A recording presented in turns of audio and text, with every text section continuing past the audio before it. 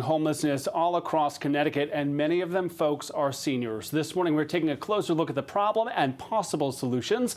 I'm joined in studio by Caitlin Rose, the CEO of the Friendship Service Center in New Britain. Thank you for being here. Thank you for having me, Keith. You and I have known each other for 3 years now. We just shared our story with audiences about an 81-year-old Joe Nadeau, who is one of many seniors experiencing homelessness in Connecticut. When you see his story and you're on the front lines of tackling this problem, what goes through your mind?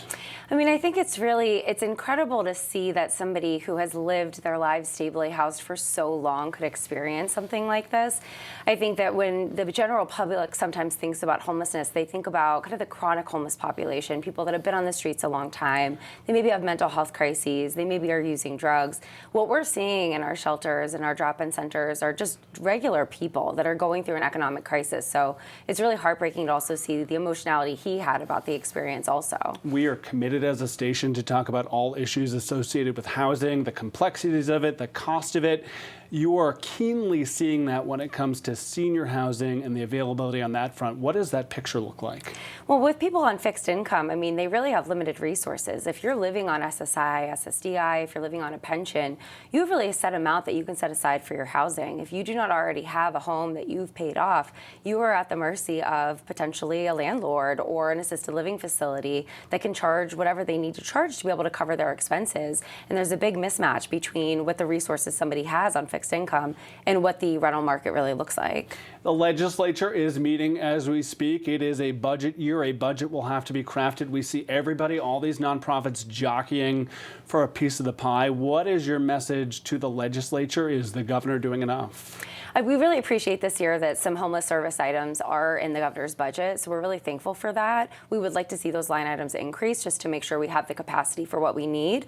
But what we're really eager about is sustainable solutions that are going to stem inflow into homelessness. As a nation and as a state, we have to decide if this is something that we want to continue to respond to, or if we want to take it seriously and look at the citizens of our state and think that they deserve to have a place to live. We don't need to commodify housing the way that we have, and there's some really interesting legislative ideas that are being proposed right now that I'm really curious to see how they're going to pan out. In the piece that we've been sharing throughout the morning from your service center, we talked about $1 million in renovations that you hope to pull off with federal funding.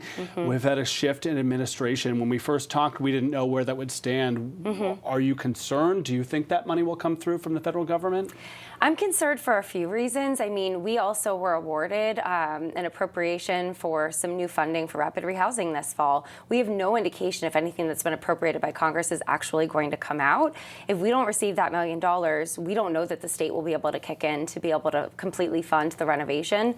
And we also know that we've been awarded something to serve domestic violence survivors in rapid rehousing. We don't know that we'll have those dollars either. So there's a lot hanging in the balance for new projects as well as our existing projects that are federally funded. I take the opportunity to sit on this couch seriously. It is important to me. I like to leave people feeling empowered after they watch a segment like this. To somebody who's watching at home who wants to help move the needle, what can they do? Our elected representatives want to hear from us. They need to know what we want to see from them. So I would really encourage you to reach out to your state and U.S. representatives on the statewide level. Encourage them to take seriously some of the options that are coming through the Housing Committee, the Appropriations Committee, Planning and Development.